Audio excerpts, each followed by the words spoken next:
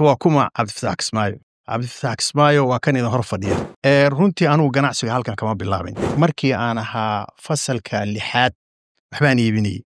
Businesskii muxuu ahaa businesskii ugu horeeyay oo aan ku baraatigareeyay inaan ka shaqeeyo wuxuu ahaa meelad ay dadkaygu leeyihiin magaalada Baydhabo anoo 6aad ah. Habeenka fikirka energy-ga in laga sameeyay magaaladan ay ugu dhalatay 2 laambadood baa ka ifaayay. Ma diidayay in waxna la ka sheego. Maxaa dhacay? Gabadha ama wiilka maanta imaagaya maysan joogin markaan wax soo bilaabayn. Qaladkii ugu weynaa businesska intaan ku jiray galay wuxuu ahaa markii aan ka shaqeeyay xoolaha nool. Dadkana waa weydiiyaa, aniguna waa raadshaa. Waxaan idhaahdaa lacagtu horta maxay qiimo leedahay? Lacag maxay qiimo leedahay horta? Haddaan idin iraahdo docdaan fiirshaba shaqa iga muuqata ima rumaysanaysaan. Hadda marka loo fiirsho waqtiga hore xilligaana shaqooyinka baahidiisu ka badanta. marka hore loo fiirsho waxaan ahay arday Soomaaliya waxaan doonayaa inaan reerkayga aado waxaan deganahay Muqdisho waxaan u baahanahay inaan gaari isaatid ilaa magaalada Burcala dhaw ilaa Xamar ninkaas isaga wuxuu ii qabay noloshayda qad quraac shay isaga siinayay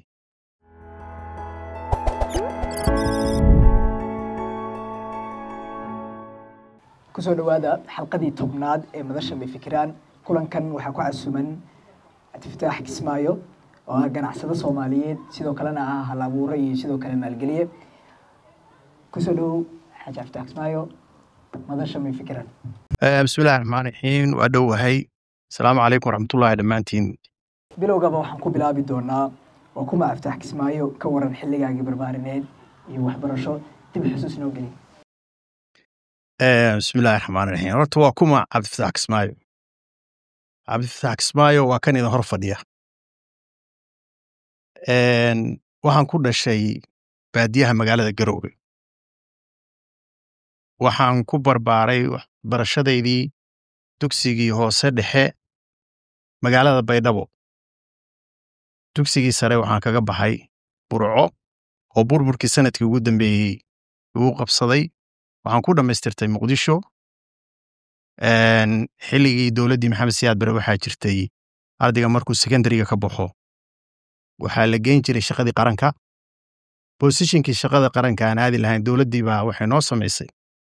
kamaarmuwa loo qaatay ardaydii ka soo baxday iskoolaadka farsamada gacanta. Waxaan ka shaqo bilaabay xilligii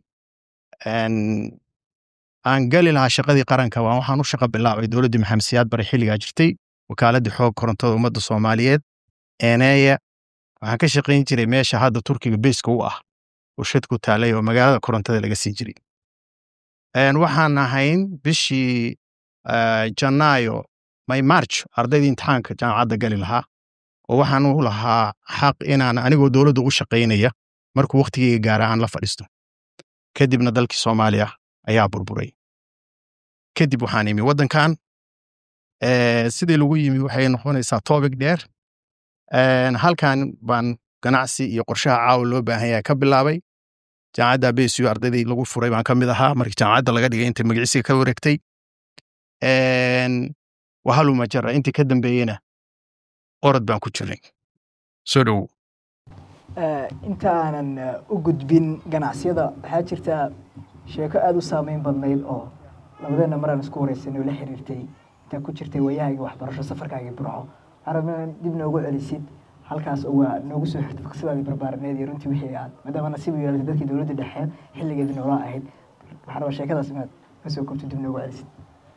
bismillaahir rahmaanir rahiim runtii waa ka dhalan doontaa muxuu ahaa warka markuu muddo socdo waa soo gali kartaa laakiin qisada uu ka sheekeynayo farma waa mid raad igu reebta ardaynimadeydii waa midaan isleeyahay ragga hadda halkan fadhiya jiilkan hadda meeshaan fadhiya ama lin ama labo baa laga yaabaa inay la soo kulmeen waayo dawlad burburkeed baa la soo kulanteen lama arag dhadhanka dawladnimo ee Soomaali waxay ahayd marka qisadan aan hadda farmay weydiinay waxay ahayd waxaan ka dhigtaa iskoolka dugsiga sare magaalada Burco Institute-kii farsamada gacanta ee Jarmalku dhisay marka iskoolka la xiro dawladnimadu waxay tahay markaa taan inaad dhadhamisaan waa tusaale runtii marka iskoolka la xiro waxaan u tagaa traafikada waxaan ahay arday Soomaaliya waxaan doonayaa inaan reerkayga aado waxaan deganahay Muqdisho waxaan u baahanahay inaan gaari isaatid ninka aan u imaanayo traafikada jooga haybtayda ma yaqaano ehelnimo ugu soo aadi mayo inaan reer hebel isla nahay magacaygana ma yaqaano aniga waxaan u soo aaday inuu traafik yahay markii qisada aan ka sheekeeyo runtii taariikhda noloshayda ka midka waxaa ka mid ahayd one day taraabiyadii safaradii aan geli jiray safar ka mida nin baan u imi waa i qaaday meel beer la dhoo waxay u jirtaa magaaladan u malaynaya 30 kilomitir meeshuu i geeyey mootooyinkii dowladdii maxamed siyaad bare xilliga trafficka mootooyin cadaad bay lahaayeen mootadii aniga boorsadeeda ugu qaaday eemkiisu waa inuu gaari i saaro 30 kilomitir buu kaxeeyey ku dhowaad meesha markuu geeyey buu wuxuu yidhi adeer ka qadee buu yidhi bushkaan meel meesha ku taal al'aana waa ka dhisan tahay bushkaas waa aqaanaa markaan waddada maraya waan arkaa wuxuu yidhi marka islaam meesha joogto wuxuu yidhi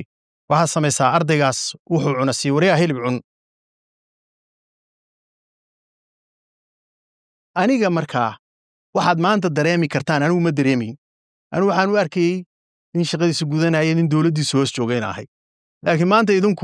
idin suuroomaysa nin traafikoo meel jooga inaad tirahdaan adeer waxaan rabaa gaari inaa isaartid iyo inuu sbacekaas hataa siiyo waxaa dhacday gawaaridaas waxay ahaan jirtay nidaamku magaaladaas traafikada joogtaba gawaarida da'da ee dowladdu leedahay maamusha waxaa yimi gaari isjiida oo xamar u socda basaskani waxaanu waqtigaa ma jirin wuxuu yidhi qaad wiilkan ilaa xamar geel mas-uuliyaddiisu aday ku saaranta wallaahi waa xasuustaa bug buu jeeb kala soo baxay gaariga ilankiisu istaagay wuxuu qoray gaariga taargadiisii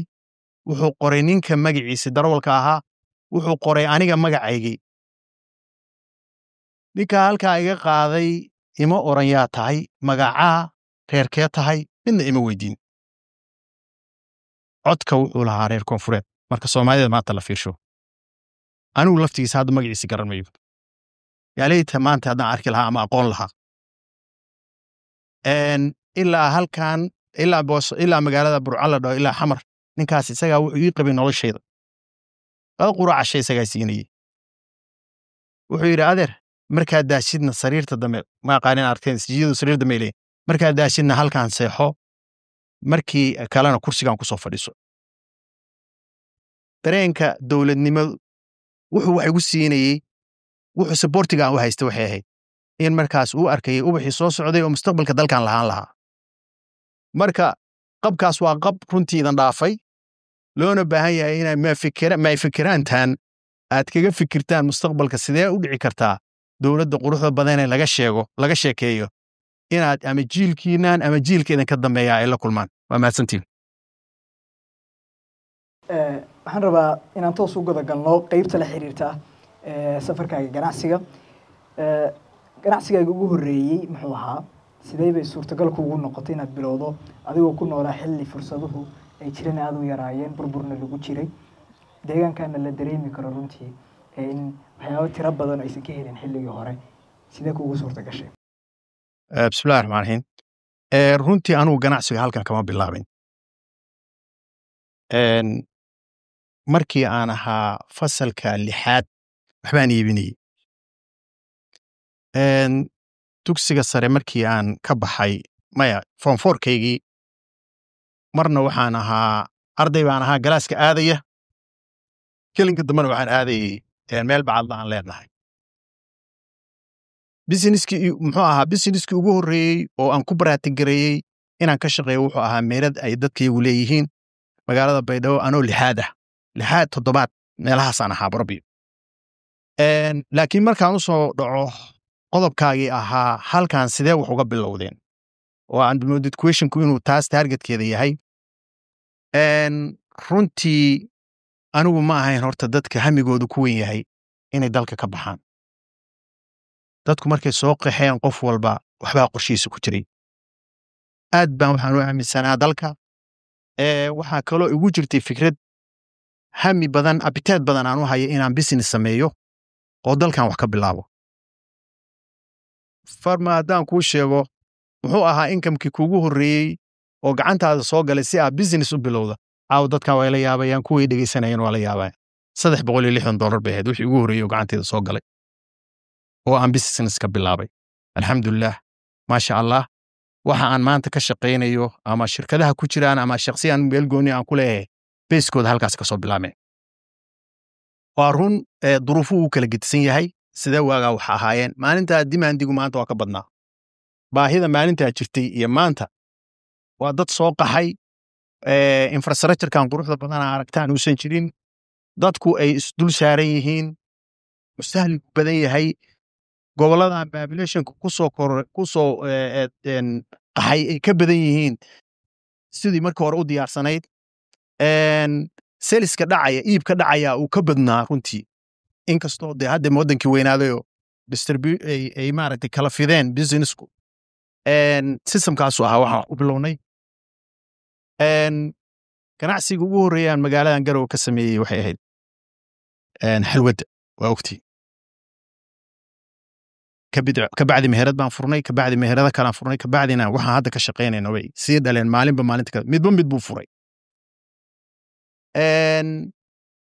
energy-ga oo waxa ugu weyn hadda ah waxaan ka shaqayno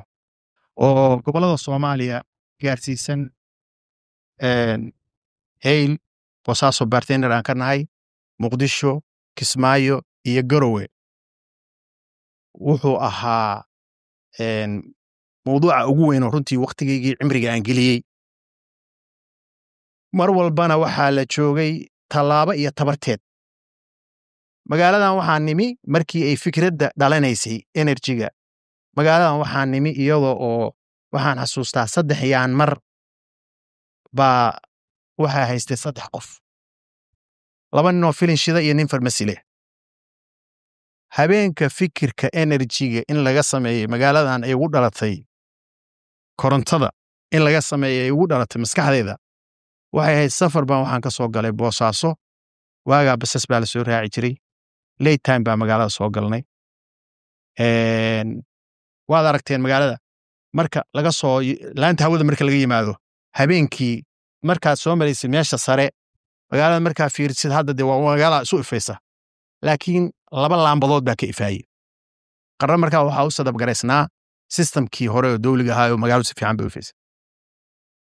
habeenkaasay runtii qalbigayga ku weynaatay in laga fikiro la dhaho see koronto u dhalan kartaan see dadka loo siin karaa yaan mar doorka handalka la dhaho 3 kilowatt soo saara baa wuxuu ahaa wixii ugu horreeyaan wax ku bilownay oo shaqada magaaladan inaan raano qof baan koronto ku siinayna mararka qaybtood caqabaad korontada ka dhaca marmar baa Facebook galna la ka maagaa maadaama aan service hayno waxaan iraahdaa ma diidayo in waxna la ka sheego maxaa dhacay gabadha ama wiilka maanta imaagaya maysan joogin markaan wax soo bilaabayn maalintay dhalatay ilaa maantana waxay haysatay iftiin marka maba awoodi karta inay mudug aragto aan waana right inay imaagto waayo waxay ku dhalatay iftiin 24 saaca oo u shaqaynaya maalina ma arag laakiin qofka og maanta in shumac iyo laga shidanayay magaaladan muxuu ahaa Faynus markay saacada ka maqan tahay dib uma arko in fact life was bedelay maalinta meesha joogay maanta ma joogo laakiin qof aan maalintu dhashay ilaa markuu soo aqlistay aanan arag haba yaraatee muxuu ahaa waqti badan inay ka maqnaato waa dhib bay ku tahay waana wax la abuuray waana masuuliyad saaran ma ahan qofka inay ka dadto oo ku dheeraaday baa moodaa waa maadsan tahay waxaan rabaa inaan ka weydiiyo maxay ahaayeen khaladaadkii ugu horreeyay aad ku fashilantay duruusta ka baratana maxay ahaayeen maadaama dowrka ganacsigu uu yahay mid runtii faa'iido iyo khasaare labadaba leh very good question qaladkii ugu weynaa businesska intaan ku jiray galay wuxuu ahaa markii aan ka shaqeeyey xoolaha nool waxa laaliyo waxaan hayaan geliyey xoolaan qaaday waxaan geeyey Saudi Arabia dalku waagu nabadda ahaa elsi baa lagu diri jiray xoolaha la daraayo laga diraayo wadanka wax caafimaadkooda la baaray beecoodii qiimahoodii la dhameeyey inay gaaraan kaliya oo la receive gareeyay ay tahay kabacdina akoonka lagu soo shubay dawladnimada la haytaa laakiin waxaan galay iyadoo aan wax regulation ah wax sharci ah oo na protect garaynaya anaga maaragtay oo businesska aan ku jirnaa ilaalinaya aysan jirin waan garanayaa 4500 oo neef baan wadnay waxaan geynay Jeesaan Saudi Arabia dhakhtar baa soo fuulay anigu waa la socdaa dhakhtar baa soo fuulay assumption buu samaynayaa macnaha 100kii neefba 10 buu ka qaadaya dhiig 1000kii neef waxaa laga yaabaa inuu ama 10 ama qaado marka average buu samaynayaa intii aan sii soconay xilli kaliilay ahayd xanuun jacow la dhahaa ku dhacay ninkii decisionka 4500 oo neef oo saaran waxay ku xiran tahay ninkaas laabkaa jooga waa baxay waa baaray Brussels baan ka helay hal celiyo waa soo celinay waxaan keenay Yaman runtii history cajiib ahayd Yaman markaan soo nimi markii koowaad xagga maamul baa ka jira waxay nicesta iyo waalidin kala degay baa ka dhacaysa laakiin halkan kama jiro waxa ku imaanaya nin wuxuu ku leeyahay jib xaql shurda kan maaragtay askarta waxeedii kan xoolihii wuxuu arkaa beer ee adiga kuu baxday xataa inay leeyahay kugu fadhiyaan kuma jirto markuu yiri kan askarigii kan meenadii kan ay taanti in walba haddana xabadda ku jirto dhigta qabsanaya waxay ahayd runtii wax hereega maalintaasaan waxaan arkay inaanan businesskaanayto ay suurtagal ahayn inaan la sii wadi karo haddaanan nidaam iyo qorshe waxaan ku gudbi karaa aysan jirin waa soo noqday xoolihii wixii aanu markaa mas'uulka ka ahaa nin oday hadda magaalada jooga baan uga dhigtay wakiil waxaan kharashka kuwaas la qabaa waddankaan imi maalintaa businesskii wixii aan ku watay oo aniga shaqadeeda ahaa 20,000 shilin Soomaaliya ay iga haray wax gacanteeda ku haray markii uu soo cadaadayna neefkii $37 igu fadhiyay $7 bar baa la keenay $7.4 baa la keenay that day baa waxay ahayd maalintii ugu dambeysay oo xooloneel businesskiisa ka magiciisiyo oo 10kii business intaan ku jiray aan soo meedgaray kii ugu adkaa buu ahaa waa mahadsantahay ma xasuusataa qofkii kugu dhiirigeliyay is dhihi kartay waa ku xasuusan kartaa inaad dowrkan ganacsiga aad ku jirto inaad mar walba aad xasuusatid runtii khayr allah siiyo barbaarinteydii aniga reerkaygu halkan ay deganaayeen laakiin adeeraday iyo eedooyinkay iyo familigayga oo koonfur jiray baa soo badbaadiyey waxaan xasuustaa markaan halka imi adeerkayga iga soo horeeyaa joogay dad badan baa waxay ugu dhiirigelinayeen warfiisaha lagu keeno hal ugu dhoofsho marka talooyinkiisii bay ka mid ahayd inuu yidhaahdo wuuna arki jiray runtii anigoo shaqeeyo oo business sameeyo oo wax badan intuu ii dhiibay aan ka soo shaqeeyey oo aan ku guulaystayna waa jireen marka wuxuu ii iftiiniyey inay fursad waddanka ka jirto oo runtii aniga laftigayga ii muuqanaysay iyo waddankayga inaan aamino waxaan dhihi karaa wuxuu ahaa halbeeggii ugu muhiimsanaa waa mahadsantahay دكتورك واتقانا مالينا دكتور شعالي adeerkays insha Allah ilaa miisaanka xasanaadka ugu daro dr shaqaale waa argay asaasay xajacadi sidoo kalena wuxuu ka mid yahay dadka waxbarashada iyo caafimaadka labadaba ka shaqeeya cimrigiisa u barakeeyo waxaan rabaa markaan u gudubno lacagta iyo anshaxa guusha nolosha qaybta saarmeynaan u gudubno sidee baa isugu dheelitirtaa ama isugu dheelitiri kartaa dhowrsanaanta daacadnimada hantida inagoo og dad badan markay lacagtu ay timaado in lacagtu fidnayso marka adiga bacafta ahaan si intaas oo dhan ay kugu ilaalisaa iyadoo dee ganacsiyada iyo lacagtu ay adiga ku dhow yihiin bismillahi rahmaani horta su'aal baa jirta aan dadkana waa weydiiyaa aniguna waa raadshaa waxaan idhaahdaa lacagtu horta maxay qiimo leedahay lacag maxay qiimo leedahay horta waa waayey qof dhaafsha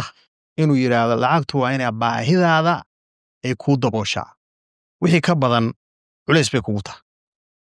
wixii ka badan baahidaada adiga qof walba baahi buu leeyahay ninba baahidiisu joogtaa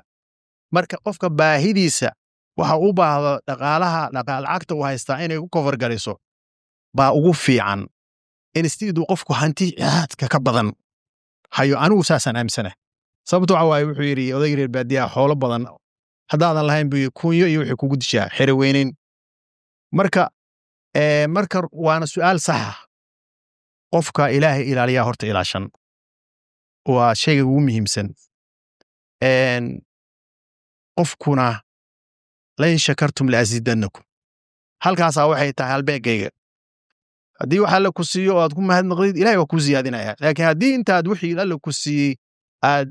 ninta dhahay isu aragtidoo maalinba waxuu ka dhib badan yahay samaysid dee wixii haysay baad dabada ka saarta waxaa kaloo iyana beys u ah ganacsigu wuxuu rabaa dhaqaalaha marka la fiirinayo daacadnimo u baahan yahay sadaqadii oo aad ka bixisid wixii ku waajibay u baahan yahay ummaddii ilaahay dhexdiisa inaad wax ka kasbatid kugu beerayna inaad wax tirtid bay u baahanta soo dhowow waxaan gudbaynaa qaybta dhalinyarada iyo rajada mustaqbalka waxay kula tahay sababta dhalinyarada Soomaaliyeed uga najabsan yihiin waddanka maanta runtii anigu aragtidayda markaan hadlo niyajabka koowaad waa dowlad la'aanta Soomaaliya ka jirta waan fiiriyey waa akhriyey waa eegay wax kasta markaad dabadeeda geshid waxay soo galaysaa dowladnimo wax kasta markaad magacisid waxay soo galaysaa dowladnimo waqtigaygii waxbarashadu free bay ahayd iskoolka lacag laygama qaadayn isbitaalku free buu ahaa lacag laygama qaadayn muxuu ahaa security-gayga walwalba ma qabin qofka Soomaaliga ee Soomaaliya dhex jooga dadka ugu magacanaha roon buu ahaa Afrika marka la fiirsho marka niyad jabka dhalinyarada laba shay baa isu haysata wax fiican oo ahaan jirnay oo looga sheekaynayo iyo wixii oo aysan arkaynin pressure-kaas wuxuu yahay waana base waxa uu ah inaan dalkii jirin inteenaan oo dhan waxaan habgarayn kara waa dowladnimada haddii dowlad fadhida oo macno leh oo dee Soomaali si ay qofku arko ma aaminayo in dhalinyaradu ay dibadda aadayaan waxyaabaha cajiibka waxa waaye waqtigayagii kuma baan hamin jirin inaan dadka ka cararno qof kasta oo dhalinyaro oo waddanka joogana maanta hamigii ugu weyn waxa waaye see uu tagtaa Yurub iyo Mareykan u gashaa ma baana ku hamin jirin annaga sababta waxa waaye dowladna waa na gaargaraynayso oo qofku qof iska baxayo iska imaanaya meeshuu doon maraya waxaan bad la jeexaya iyo beri la jeexaya ma jirin qofkana dee hanaankiisa iyo timekiisu ka fikiriyey inuu wax barto inuu maaragtay gool gaaro inuu shaqaysto nidaam buu ku dhex jiray anigu marka haddaa i weydiiso tiraadii niyad jabka Soomaalida dhalinyarada ka muuqata waxa waaye waa dowlad la'aantii ay la soo kulmeen oo runtii haddaana loo fikirin jiilba jiilka ka dhameeya dhaxalsiinaya waxaan hadda is weydiiyaa dadka waddanka ka tahriibaya percent intee dhan bay ka yihiin dadka inoo dhalanaya waramaaba la waaya dalkii dad sheegta dad Soomaaliyeed oo qof kasta hadda waxa weeye reerkii wuxuu isleeyahay haddaan qof kuu bixin waaba leeyahay reer hebel baa u tagay 3 baa u maqan 4 baa u maqan heblaayo 5 baa u maqan welishi oo sida lagu tagay laga yaabo marka niyad jabkaasi halkaas base ku hayaa aanu aaminsanahay masleedahay guusha iyo hal abuurku waxay ku xiran tahay inaad safarto dibadda mise gudaha la kara lagu gaari karaa laba qodob waaye guul iyo hal abuur haddii la dhaho dee dadka hal abuurka maansada iyo waxaa la weeye baan u fahmay hadday tahay hal abuurka ganacsi qof aanan garanaynin nature-kii businesska waddankiisa inuu marka hore dibadda aadaa macno ma leh saanan u aaminsanahay marka hore waa inuu tan fahmaa marka balaas wixii ah uu dibadda ka raadshaa haddii laakiin dibadda aad tagtid oo kaa horumarsanayd wixii aad soo qaadid nature-kanayta ma la jaan qaadi karaysaa waa in laga fikira way dhacdaa hadda waxaa dhacda dadkeena qurbaha jooga ninbaa meel jooga ka shaqaynaya system buu fahmaya wuxuu leeyahay waana baratay sida looga shaqeeyo baaba qaadidoo Soomaaliya geysid markuu halka yimaado 2 bilood 3 bilood buu ordaya sanad buu ordaya maalinta dambe ilbaabkaas xiraya maxaa dhacay halka nature-keeda waa inuu qofku fahmaa ganacsiga halkan sidee yahay markuu qofku fahmo baan aaminsanahay marka korriimadiisa inay keenayso si aan waxaan u sii hormariyo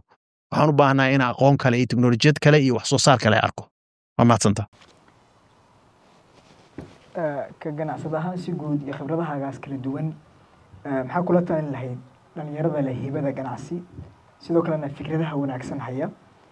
sidoo kalena aaminsan inaysan waxba u suurtagelin gudaha dalka taladooda maxay tahay laa ilaaha ila allah muxamad rasuulullaah haddaan idin raahdo docdaan fiirshaba shaqa iga muuqata ima rumaysanaysaan soo hadda idinka ima hor fadhidaan haddaan iraahdo xagga haddaan fiirsho shaqa ii muuqanaysa xagga haddaan fiirsho shaqa ii muuqanaysa laakiin idinku aamini maysaan anigu waxaan rabaa su-aasha may fikiraan barnaamijkiina la doonayo bal inaad mira dhalkeeda la kaasho waxay tahay sababta intaasoo qowmiyadood noogu soo shaqo tageen innagana dadkeenu shaqo la'aan baa jirta la tahriibayaan oo bad u jirayaan oo jeelal ugu jiraan oo waddamo meel cidla ugu dhimanayaan waa ogtihiin dad certified ah dad macnaha iskoolaad ka soo baxay techniciankii soo bartay ama administrationkii soo bartay ama accounting soo bartay baa dibadda ka imaanaya diyaaraday soo raacayaan tigidii soo goosanayaan Soomaaliya imaanayaan garaweyna la joogaan hadda waxay ku qanacsan yihiin waddanka inay ka shaqaystaan idinkii u dhashayna waxaa qofka leeyahay waa niyad jabnahay qofku waa niyad jabay waddankii shaqo ma taalo the problem base waa waxa waaye anigu aragtidan qabo dalkan waxyaabaha dhibka ku ah waxa ka mid ah isku dulnoolaanshaha isku dulnoolaanshuhu muxuu yahay qofkani inuu fikiro oo cimriga qofka waxa la yiraahdo waa 20 sano uu waxbarasho iyo barbaarin ku jiro 20 uu reer dhisasho iyo shaqaysi ku jiro iyo 20 kaloo da'diisa wuxuu tabcaday uu ku nool yahay 60ka wixii alla uga barakay waa meesheeda ninka dhalinyarada ah ee 20 jirka ah ee waddanka jooga ee arkaya in dadkii dibadda ka imaanayaan oo dalka shaqaysanayaan oo isaguna aan dhahayn shaqaynmayo horta waa su'aal baa taal question baa hor yaala why adigu aw shaqaysan weyd intaanaan oo wada white shirt oo doonaya inuu xafiis ka wada shaqeyno dalkan kumana dhismi karo shaqana idin kuma abuurmi karto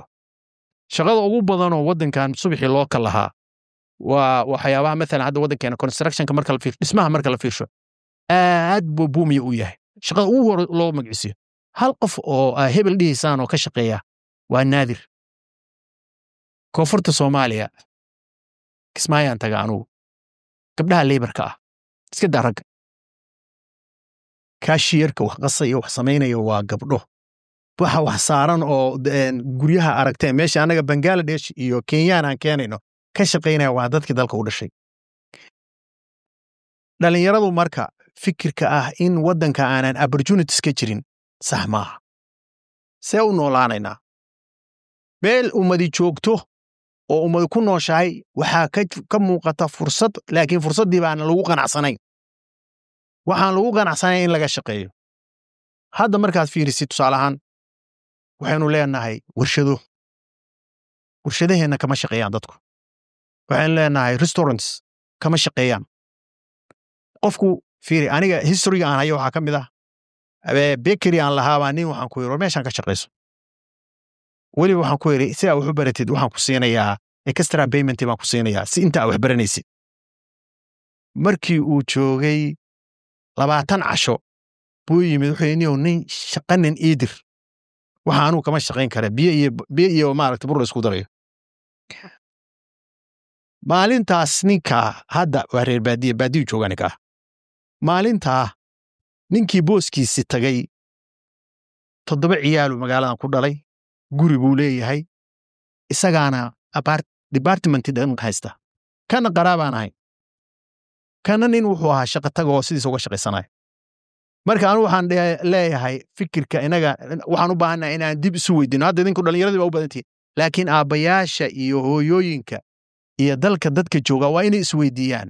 wiilka 20 jirka ah ee waxbarashadii dhameeyay ee aad markii horeba aad tiri wari adiga jaamacadda ha galin taasa qurux badan hadda ma ahan shaqadii waa caalamka maxaa ka jira haddaan dib ugu noqdo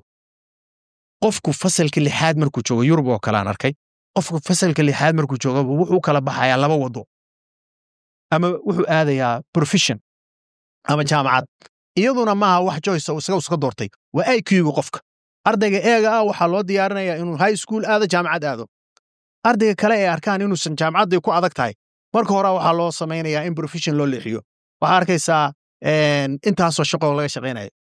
question yar aan rabo waxa ka mid ah 2009kii baan waxaan tagay dibadda gabar 16 jir ah oo guri 6 dabaqa rinjiinaysaan arkay marka waxaan ku iri qolaa ila socotay gabadhan waxaan rabaa inaan su'aal weydiiyo loo samaxta suurtagal ma tahay markaad hadhow daashid kafeega inaan nala cabtid uu family baan nahay waxaan ku weydiinaynaa waxay maxaa kugu kalifay inaad gurigan iyo rinjigan ka shaqaysid bal fiiri su'aasha meesha taal waxay tiri anagu haddaan nahay dumar dadka iyaga Yurub ku nool cimrigeegu 40 xataa si fiican uma gaarno soo daad wax culus inaan ka shaqeeyo ma rabo jaamacad iyo dugsi sarena maana helin profession baan aaday marka bay tiri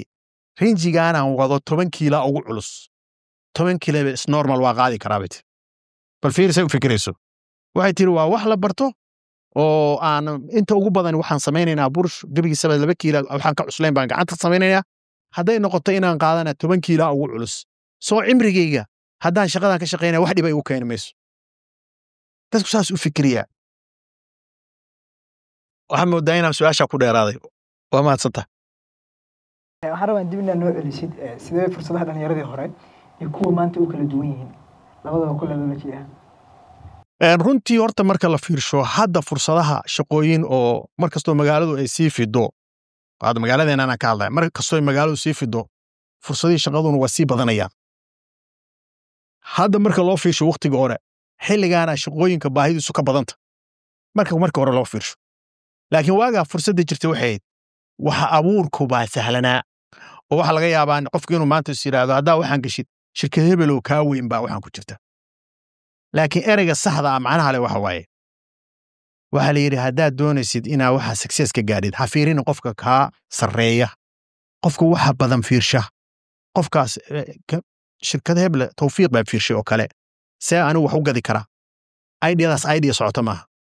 waxaa jira maanta dad miiskoodu u saaran yahay wax ka yar $200-300 oo daily lifekooda ka sameeya qofka income-ka soo gala ayaa kharashkiisuna dhamaadaa lifeka markuusan wax kale ku tashanayn laakiin anaga isku dulnaanshaha sheegaya marka hore baa jira oo maxaa dhacay qof kastoo meeshan jooga wuxuu rabaa iPhone inuu qaato Samsung muxuu ahaa kii ugu dambeeyay S26 iyo S21 iyo inuu qaato rabaa wuxuu rabaa inuu kama xisaabayo laakiin waagi hore qorshuhu wuxuu aan jiray ninka dhalinyarada ee guriga ku nool waa inuu guriga wax ku soo kordhinayaa wuxuu ku soo kordhinayaa hadduusan xataa markaa shaqo ka baxsan jirin wuxuu ahaa nolosha guriga ka jirto wax ka qabanaya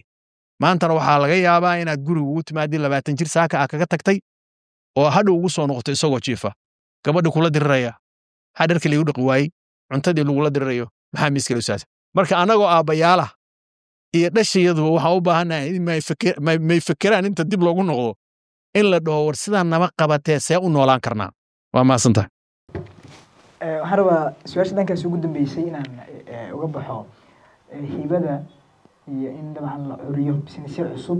waxaas leedahay waa ayraahda hal abuurka iyo in businessyo cusub la curiyo waxaas leedahay waa hibo mise waa xirfad la baran karo oo la qabatimi karo la samayn karo horta runtii waa xirfad loo baahan yahay in la barto dadku laba sibay ku bartaan marka qof waa qof sidaa u badantihiin waxbarasho ku soo bartay accounting business ku soo bartay wakaa qofna waa qof on job training ahaa shirkad buu la shaqeeyey hanti ay leeyihiin buu ka shaqeeyey waxaas wax ku bartay laabud laakiin waa inuu qofku fahmaa laba gacan dhexdooda ribixa yaala markaasuu wuxuu dhihi karaa qofkan faa'iidaan samaynayaa waxyaabaha business baa arkaysaa la furayo haddana xirmaya la furayo haddana xirmaya la furayo haddana xirmaya sababtu waxa waaye waxaan studyna looguma samayn qarashkii iyo budgetkii iyo wixii gelayay wixii ka baxay lama samayn waxay keentaa wax kalena waa jiraan oo cilada waddankeena aad ugu badan waxa waaye qofku waxbuu abuurayaa qofkii ehelka ha u dhiibi mayo qofkii ehelka u ahaa waxaan maaha ehelkii la dhashay qofkii ehelka waxaan u ahaa u dhiibi mayo hotel buu furanayaa 30 qol ah waa qurxinayaa lacag dhowr boqol oo kun oo dollar buu gelinayaa wuxuu rabaa inuu shaqeeyo gabaru adeeriyo u dhiibayaa wiilu abtiyu u dhiibayaa nadaafadii wuxuu keenayaa gabar 3 ciyaal haysato qaraabayiin uu leeyahay ku bagcisiye nadaafadii baan standardkii ahayn kii sabka joogay baa waxa uu ku dhaqmaaya aysan sax ahayn qofkii la yiri wixii maamulaha hantidu waxay u baahan tahay aqoon iyo ehel iyadoo hibada rabbaaniga ay kaabayso laakiin laabud qofku waa inuu wax ka bartaa waxa hadda magaaladeena markaan soo noqono hoteliska waxyaabaha ugu badan ka jira ka businesska ugu badan oo la sameeyo hotelada iyo maqaayada maadaama magaalo dadku isugu yimaadaan u fiirsada dadkeenu waxay ka shaqeynayaan maqalka inuu joogo ama inuu administration ka yahay hadday bilaabeen gabdhuhu inay dhahaan waan ka shaqaynaynaa inaan meelaha iska shaqshaqayn hal ninoo waiter oo hebel aad leedihiin oo magaalada hebel ka shaqaynaya dadka kuma jiro $400 $300 bay qaadanayaan fikradda saxda ah waxa waaye marka arrinkani barashana wuu rabaa oo in la barto way u baahan tahay joogtaynna wuu rabaa tusaale ahaan aniga hadda waxyaabaha aan sameeyey waxaa ka mid ah shay baad qorshe ugu talagalaysaa qorshihii aa ugu talagashay ma keenin ma dhicin inuu meedgareeyo waxaan ku qasbanaa inaan kaba si u gaaro booskiisii hadduu qofku dhaho shaqadaanaan bilaabayaayoo shaqadii isagoonu waqti siinin casharka ugu badanoo businesska laga barto waxaan rabaa caawa inay ogaataan waxbaa isku dayday wixii waa kugu adkaadeen ka haritaankaa ka haraysid baa faydida waa inaad ku noqotaa wixii kaa qaldamayna saxdaa hadalkayga waa fahmayso maaha fikrad baa kugu jirta marka koowaad tusaale waxaa rabtaa inaad wax abuurtid idea iyo qorshe iyo balaan baa samaysatay waxay aad samaysay waa meedgarayn weyd macnaha waa gaari weyday inuu dhaho maaha waxaan ma soconayso waa karoosaya no casharkaa ka baratay marka koowaad waxaa loo baahanyaa marka labaad in lagu saxo that is the business oo baseka ah waa maanta waa fikraysa waxa la carwa furaya maalinta koowaad aad leedahay carwada furaya maskaxdaada waxa ku jira wixii aad leedahay waa laga gadanaya soo dhoobaysa aytaniska waxa laga yaabaa hadhow 20 ka mid inay socon waayaan 20 ka mid inay socdaan adiga waxa laga rabaa marka 20kii soconayeen inaad kordhisid 20kaana sida meesha uga saari lahayd inaad samaysid laakiin haddaad tiraahdo meeshan waxba ka soo bixi mayaan ma soconayso almost dad badan oo la taliyay oo businesska aan advice ku siiyay oo runtii waxa hadda idan kala hadlaayay meedgareey baa jira la kulmay qaybtoodna ay ka carareen qaybtoodna ay ku adkaysteen guulna ka gaareen waa maasantahay tusaale ma jiraan fikrado ganacsi waa dhamaystiran yani waxaa rumaysnayd marka hore asbab kale ay ku yidhaahdeen dibna aad u guulaysato waxa kaniya jawaabtii waxay banaan isma qanacaan aan ku talanay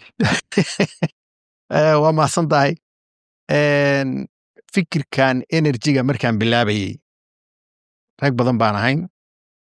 aniga iyo Axmed Barre iyo waa markii koowaad ma aqaan meesha ka timi waxay lahayd waxaa jiray Neba company la dhaho ka bacdi waxaan sameynay mid la dhaho cake Kismaayo ahaa macnaha marka fikirka markaan abuurkiisa bilaabayna rag hadda aan shirkadda iskula jirno waxay lahayn waxaan suurtagal ma naga daay ruuxan lama samayn kara naga daay anana waxaan lahayn bini aadam baan nahay meel baan tegannahay waa u baahannahay iftiin intaan awoodi karna aan samayno hadhow dad baan u helaynaa tallaabooyin badan buu soo yeeshay marka waxaan bilownay meel buu soo gaaray ummad baanu ku invite garaynay waa dadkii aan ku invite garaynay maalintaasoo niri mashruucan waa naga tafadheer yahay ee ma awoodi karno ee nala qabta waxaan xasuustaa intaan qado u samaynay dad ka yimid Latin America oo badan inaan nidhimayo halkaas soo gaarsiinay awooddayadu ma sii wadi karto waxba idinkama lihin guur wiil idinkama rabno nala wadaaga 2 qof aan ugu soo noqday dadkaas 26 nin bay ahaayeen mostly hadda shirkadda waa ku jira markay success noqotay share suuqa kagtay marka way dhacdaa qofka in la dhaho war waxaan suurtagal maaha laakiin marka lagu dhiirto lana joogteeyo ilaahayna kula garab qabto inaad maaragtay magaciisaan lagu guulaysto haddii hami ganacsi idinku jiro taladan idan siinaya waxay tahay daacadnimada qiimo la siista ma jirto hadalka ogaada daacadnimada qofka daacadnimadiis ma jirto lacag inta la soo qaada la dhaho daacad baan waxaan siinayaa intaanoo lacag ah businesska base waxa inuu qofku daacad yahay wax kastoo la qabanaya daacadnimadu waxbay ku jirtaa laakiin businesska mushaarakada markay timaado dadku wax wadaagaan oo wax isku darsadaan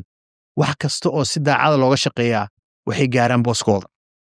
marka waxaa loo baahan yahay businesska markaad galayso inaad daacadnimona ay kaa tahay haddaad dad wax isku darsataan haddaad keligaa tahay waxyaabaha ka mamnuuca waxaa ka mid ah inaan lagu dhaaran businesska khiyaar baad leedahay waxaan anigu siinayaa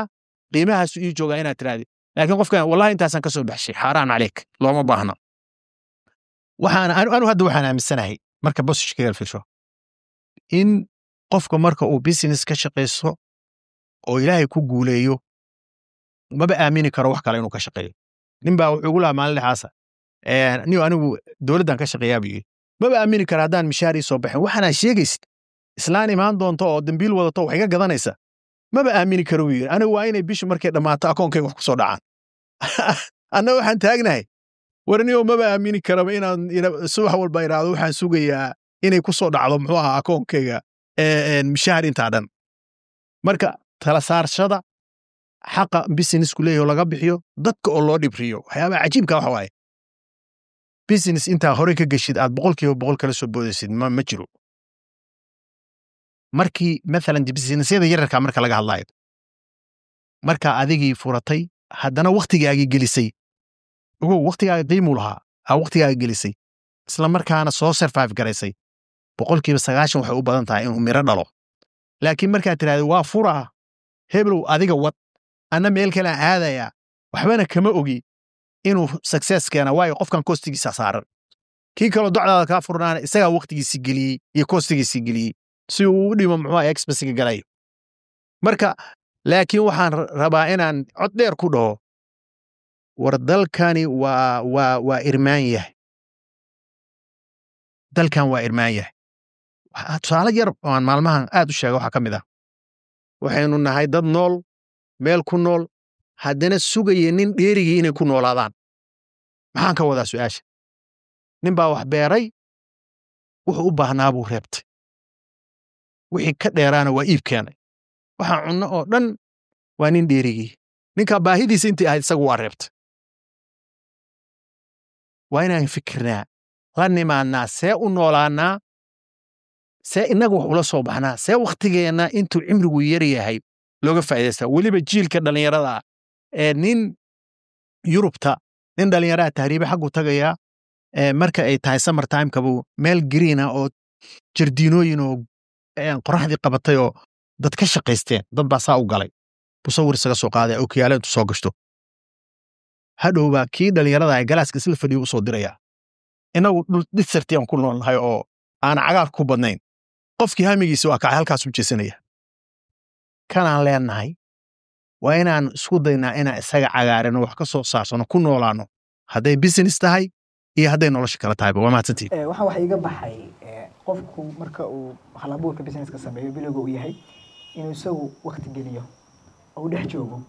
dhibta ugu badan oo waxaan sameynayna xog ururin barnaamijka la xiriira marka communityska ugu badan dadka soo gudbinaya waxaa ka mid ah in dhibaatada ugu badan ee qofku intuu business halabuurkeeda sameeyo bilow oo small laga yaabo aad u yaryahay inuu ka labisto magaalada ka tago qof kale uu dhibto soo dhex joogin adiga markaad dib ugu laabatid noloshaadii hore businessyadii hore ee halabuurkeeda keentay bilowgeeda keentay waqti intee leeg baa ku gelin jireen sidoo kalena maxay markaas dadku kugu xeeran ay u arkayeen businessyada qaybtood bismillahi rahmaani rahiim su'aashaada haddaan u noqdo waxaan xasuustaa markii aan bilaabayay businesskii ugu horreeyey ee magaaladan ka bilaabay 16 saacadood baa shaqayn jiray cunugtayda curadda ah qisadii soo martay weye iyadoo jiiftaan baxaa iyadoo jiiftaan imaadaa maalintii dambaan xanuunsaday markaan xanuunsaday baan gurigii seexday ilbaabkii ka soo geli weyday oohin waxaan sariirta saaran halkaan jiifa yaa guriga ka soo saara waagaasaa marka waxaan go'aansaday inaan waqtiga maaragtay xilliyada cuntada inaan guriga ku noqdo oo ficlan waxay gaadhay inaanoo magaalada jooga laga yaabaa inaan 6 bilood meheraddaa galin hadda 6 bilood mararka qaybtood 8 bilood 9 bilood inaan ilbaabkeeda galin baa laga yaabaa laakiin the day aan waxaan bilaabayay 16 hours aan gelinay joogtaynta wuxuu waa muhiim waxa kaloo iyana muhiima dhalinyaro inaa fahantaan loo baahan yahay wax isku darsiga la aaminana waa muhiim waxaan xasuustaa xilligii dowlad maxamed siyaad bare jirtay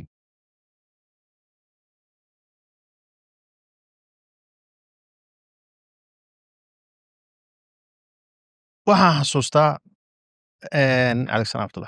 waxaan xasuustaa xilligii dowladda siyaad bare jirtay bacadlaan lahayn intaan wax isku darsanno baa hal qof tirsan jiran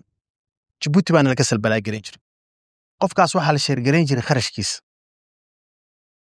waxaa ku baxa kharashkiisa la sheergarayn jiray alaabtana waa noo keeni jiray marka xataa fikirka individualka waxa ka awood badan markay dadku intay wax isku daraan wax muuqda uu noqdo khasaaradda xataa timaada